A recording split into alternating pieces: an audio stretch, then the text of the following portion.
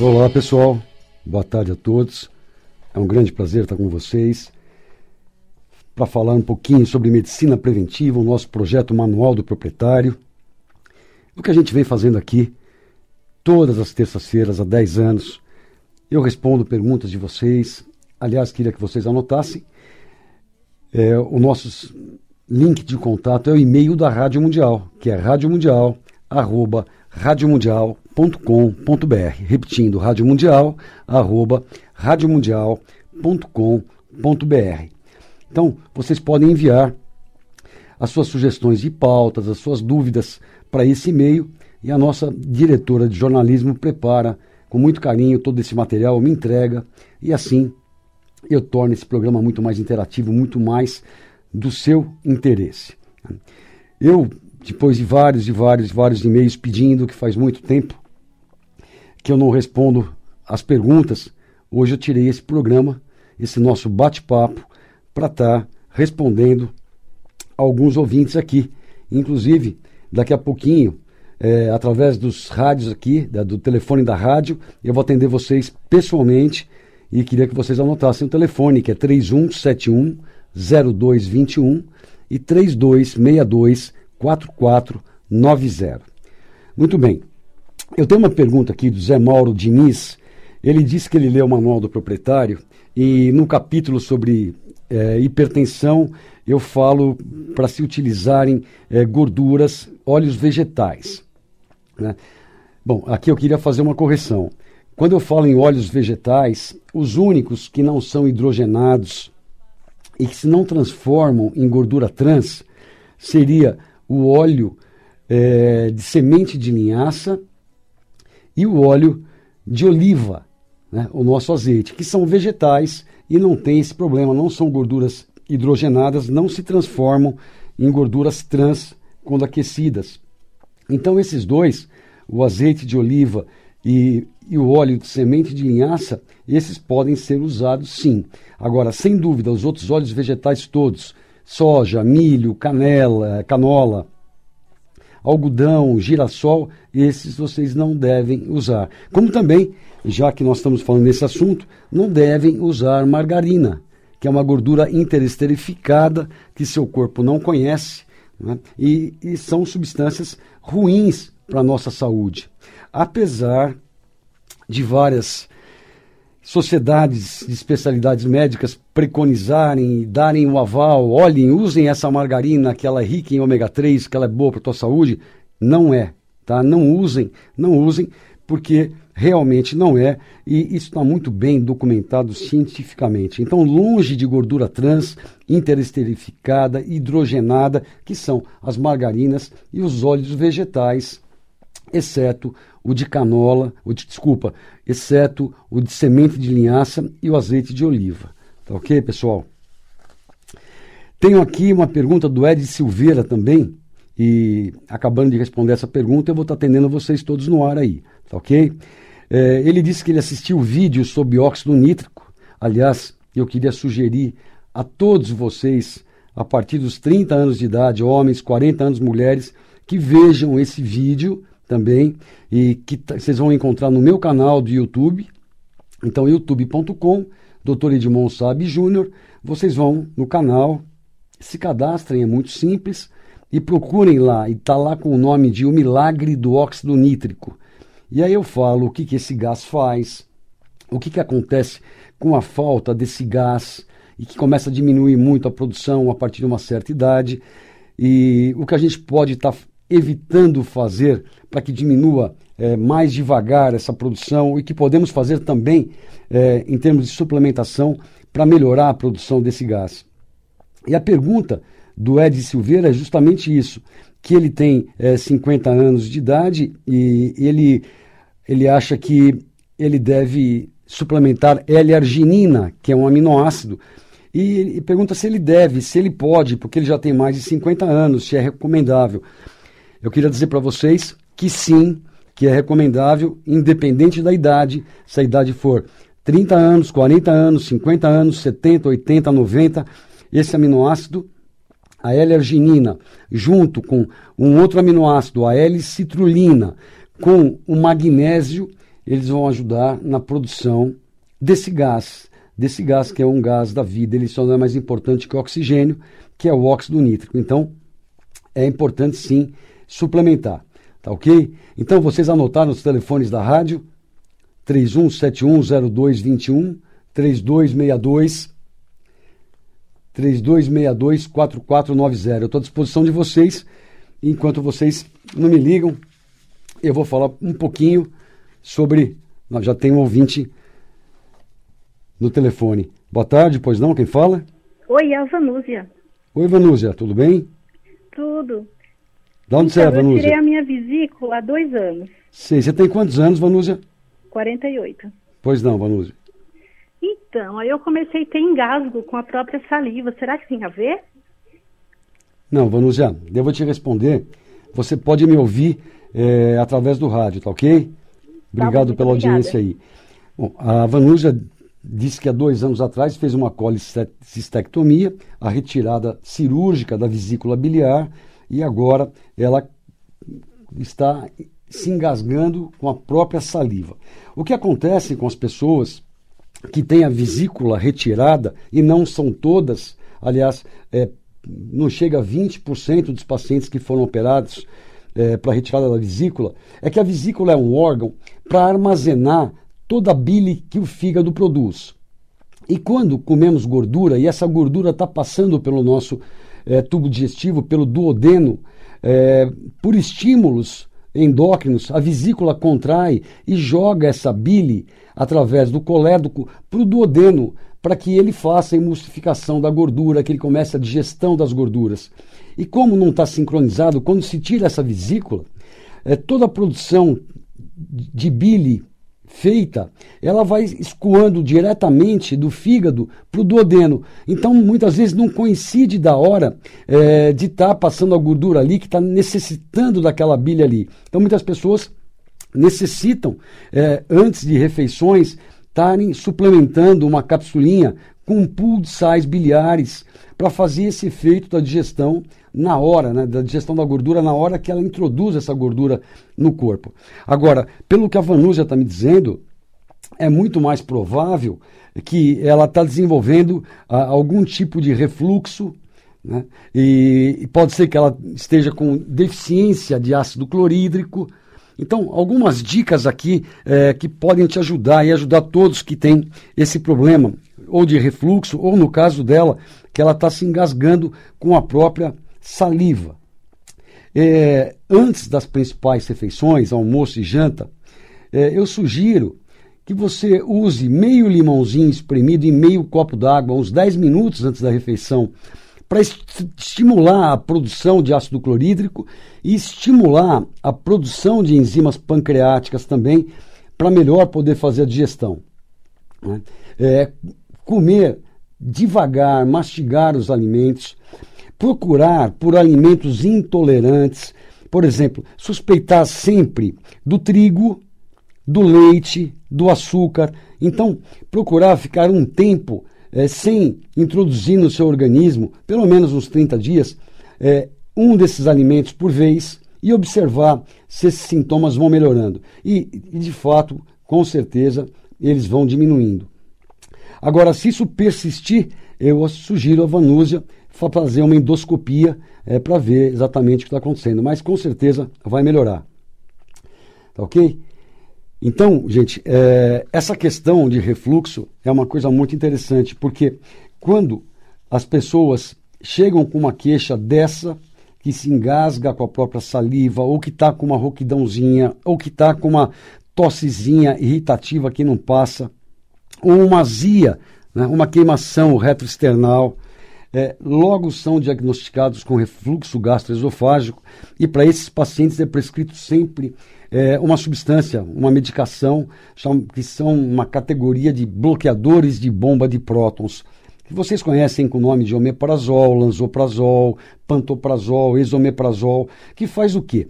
Que impede a produção de ácido clorídrico, Então, mesmo que reflua alguma coisa, a pessoa não tem mais sintomas, não é? Só que não resolve o problema e gera uma série de efeitos colaterais, porque sem o ácido clorídrico, essa pessoa não consegue absorver uma série de nutrientes do que ela se alimenta. Ela também não estimula o pâncreas a fazer as enzimas digestivas para fazer a digestão. E esse ácido clorídrico tem uma outra função, que é evitar a proliferação bacteriana do trato digestivo mais baixo, né? Debaixo do duodeno, jejuno, íleo. Então, é muito terrível as consequências a médio e longo prazo dessas drogas. Essas drogas deveriam ser usadas por curtíssimos períodos de tempo, nunca mais do que 3 a 4 semanas, em casos de úlcera, casos que essas úlceras podem ser hemorrágicas, sangrar, mas não continuamente, que nem eu vejo no consultório, ou melhor, que todos veem, as pessoas tomando omeprazol, lansoprazol, pantoprazol, continuamente durante o ano todo. Eu escrevi, inclusive, num novo livro que vocês vão ter, um novo manual do proprietário, que não vai se chamar manual do proprietário, vai ter um outro nome, não definido ainda, mas todos vocês vão saber com antecedência do lançamento desse livro. É um capítulo onde eu falo assim, drogarias, lugares onde vendem drogas. Lógico que existem drogas boas e drogas muito ruins. Essa, no caso, é muito ruim. Ela só é bem indicada para prevenir hemorragia, para cicatrizar úlceras, né? Melhorar quadros de gastrites intensas, moderadas a intensas e por curtos períodos de tempo. E existem vários remédios que a gente não deve ficar usando cronicamente, como anti-inflamatórios, porque tem dor numa junta, tem osteoartrite, ou analgésicos, porque eu tenho dor de cabeça, porque eles levam uma série de complicações, mais tarde insuficiência renal, insuficiência hepática, ou seja, disfunção do fígado, disfunção dos rins, que são casos gravíssimos para a gente tratar na medicina. Então, o próprio nome já diz remediar. Remediar não significa curar, remediar é dar um jeito, é esconder os sintomas. Nós precisamos sempre procurar pelas causas. É aí que nasceu, desse conceito que nasceu o projeto Manual do Proprietário. E que tinha um grande lema que vocês se lembram. Não existe 1 milhão de causas diferentes para 1 milhão de doenças crônico-degenerativas diferentes. Eu já vou começar a falar um pouquinho dessas situações que vocês podem tomar conta e ir se protegendo do aparecimento dessas doenças degenerativas, né? Eu vou atender antes um outro ouvinte que está na linha. Boa tarde, pois não? Então, doutor, eu tô ouvindo o senhor aí e tal. Eu precisava tirar uma dúvida quanto o nível do colesterol. Tá, me fala seu nome. Carlos Eduardo. Carlos Eduardo, você tem quantos anos? 58. Tá bom, pode me fazer a pergunta, Carlos. Então, eu queria saber o nível ideal para o colesterol, qual que é a medida? Bom, mas aí depende de uma série de fatores. Eu vou falar um pouquinho sobre isso então, tá? Para você ficar tranquilo aí, tá ok? Obrigado aí pela audiência, me escuta pelo rádio, tá ok? Tá ok, obrigado. Obrigado. Bom, ele está perguntando qual é o nível adequado de colesterol. Então isso varia muito. Vamos imaginar o seguinte. O que a cardiologia, hoje ortodoxa, convencional, preconiza? Pessoas que não são pessoas que fazem parte de grupo de risco para desenvolver doença cardiovascular, ou seja, infarto, acidente vascular cerebral, que são pessoas que não têm história familiar de doença cardiovascular, de infarto, de derrame, pessoas que não são diabéticas, que não são obesas, que não são hipertensas, que não fumam, que fazem atividade física, ou seja, pessoas que não fazem parte do grupo de risco. Eles consideram como ideal um colesterol total até 200 e com colesterol bom, que é o HDL, para homens acima de 50 e para mulheres também 200 e com colesterol bom, o HDL, acima de 40. Muito bem. Para as pessoas que são do grupo de risco, já tiveram algum evento cardiovascular, alguma doença, estão no grupo de risco grande, são hipertensos, são diabéticos, são obesos, têm história familiar, fumam, eles preconizam um valor muito menor, ou seja, o colesterol total baixo, bem abaixo de 200, sendo que o LDL colesterol, o colesterol ruim, eles preconizam abaixo de 70, né, de 70, que são níveis impossíveis de serem alcançados sem o uso de drogas, que são as estatinas. Então, as diretrizes indicam isso. Agora, o que eu queria ponderar com vocês é que há 35 anos atrás, quando eu me formei, e eu sou cardiologista de formação, os níveis normais de colesterol iam até 300. Não existiam essas drogas ainda. E naquela época, as pessoas desenvolviam muito menos doença cardiovascular, infarto e AVC do que hoje.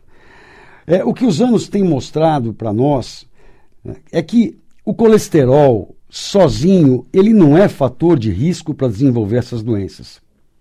O que a gente tem certeza hoje é que quando o colesterol LDL, de baixa densidade, LDL, esse colesterol estando oxidado e a parede interna das artérias, o endotélio, lesado por toxinas, por bactérias, por tabagismo, né, por fumo, por metais tóxicos.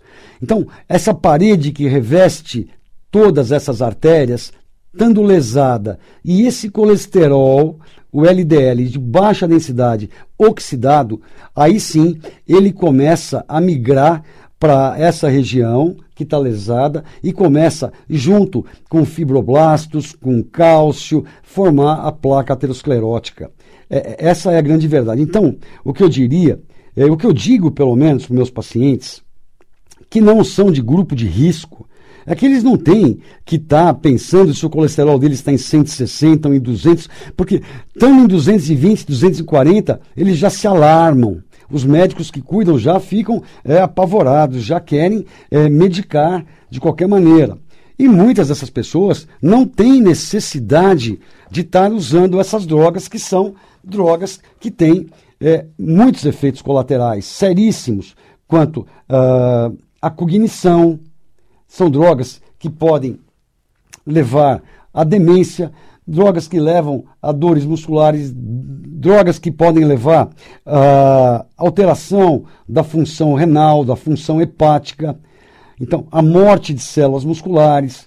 Então, é o bom senso aí. Então, quem não é do grupo de risco, uma pessoa que não é obesa, que não fuma, que não é hipertensa, que não é diabética, que tem uma atividade física, que não tem pai, mãe, irmãos, tios infartados, essa pessoa não precisa ficar preocupada se o colesterol dela estiver em 220 ou 240.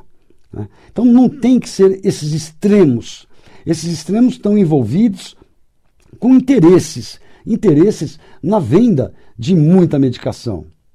Então, eu diria que aí o equilíbrio, o bom senso é o que manda. Uma outra dica muito importante para vocês avaliarem se os níveis de gorduras sanguíneas totais tão adequados para vocês, é vocês dividirem o valor do seu triglicérides pelo valor do HDL, que é o colesterol de alta densidade, considerado o bom colesterol. Se essa divisão der menor que 2, por exemplo, seu triglicérides está em 100 e seu HDL está em 50, vai dar 2. Não é motivo para você estar desesperado e preocupado. E quanto mais baixo dessa divisão, melhor ainda. Então, quem tem um triglicérides de 70 e um HDL de 70, ele tem, essa divisão vai dar 1. Essa é uma pessoa que está protegida, mesmo que o colesterol total esteja em 220, 230, 240. Não seria motivo nenhum para estar submetendo aos riscos da utilização dessas drogas com todos os seus efeitos colaterais.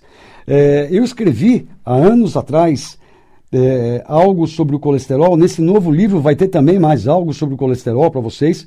Muitas coisas foram mudadas nesse período e a própria ciência chegou à conclusão que a ingestão de gordura na nossa alimentação, ela não é a causa de aumentar o colesterol ou de aumentar a doença cardiovascular. né? Então, existem as boas gorduras e as más gorduras. Isso vocês vão ter também, né, no capítulo de nutrologia. Então, não é para se alarmar muito. E também existem possibilidades de se controlar o colesterol, que não necessariamente a utilização dessas drogas extremamente nocivas, né? E o que eu costumo fazer? Eu costumo usar essas drogas que você vai encontrar, por exemplo, uma rosuvastatina na farmácia de 5, 10 miligramas, 20 miligramas, que é uma estatina poderosa. Eu costumo prescrever uma quantidade muito pequena, 1 miligrama ou 2 miligramas, não pelo efeito de baixar o colesterol, mas pela capacidade anti-inflamatória e antiagregante plaquetária que essas drogas têm, né? E então isso ajuda na proteção contra infarto e AVC, mas não em questão ao colesterol. Então eu dou uma dose muito pequenininha para ter esse efeito só. Lembre-se, quando a gente usa essas estatinas, sempre é necessário suplementar com enzima Q10, porque essas drogas para o colesterol, elas depletam a produção da coenzima Q10. Sem a coenzima Q10, nós não conseguimos fazer a adenosina trifosfato, a nossa moeda de energia dentro da mitocôndria, a nossa fornalha de produção de energia na célula. Então eu uso em doses muito pequenas, uso outras substâncias que inibem um pouco a absorção de colesterol e triglicéridos, como ezetimibe, uso como a faseolamina, que é derivada do feijão branco, um fitoterápico, que diminui a absorção também, a cassiolamina, uma outra planta. Existe o policosanol, que é feito através da cana-de-açúcar, que tem a mesma capacidade de baixar o colesterol, não tão potente quanto as estatinas, que podem ser associados. O Google, então tem uma série de possibilidades para a gente estar fazendo junto, que eu mantenho tudo em níveis controlados, controlar a oxidação daquele LDL que eu falei para vocês, cuidar da parede desse endotélio para ele não estar lesado. Qual que é o maior protetor do endotélio? É justamente aquele gás, o óxido nítrico, que eu pedi para vocês verem esse vídeo no meu canal do YouTube, né? Então, youtube.com, Dr. Edmond Saab Júnior, cadastrem lá e vejam isso. Vocês aumentando a produção desse gás, do óxido nítrico, vocês estão protegendo o endotélio. Então, ele estando protegido, ele estando saudável, o colesterol não tem como começar o processo aterosclerótico. Outra coisa, controlando a oxidação do colesterol também, com antioxidantes convencionais, vitamina C, vitamina E, selênio, vitamina A coenzima Q10 que eu falei agora, o ácido alfa-lipóico, o promegranate, que vem do romã, a epigalato catequina galato, que vem do chá verde, tem propriedades antioxidantes contra esse LDL. A cúrcuma tem capacidade antioxidante para não deixar esse colesterol de baixa densidade se oxidar. Então, você pode abordar a pessoa de uma série de formas, mas não daquele jeito prático que ela entra e sai do consultório em 1 minuto e com uma receita que vai tomar o atorvastatina, ou rosuvastatina, ou simvastatina, e pronto, e vai tomar para o resto da vida, apesar de todos os efeitos colaterais. Então existem maneiras e formas fisiológicas dentro da medicina funcional, da medicina integrativa, de ver o ser humano como um todo e não pensar só em remediar, a que custo for. Tá ok? Espero ter respondido vocês todos. Quero desejar aí uma semana ainda de muita alegria. Tomara que nossa seleção continue indo muito bem. E na semana que vem estamos juntos, pessoal. Um abração a todos. Tchau, tchau.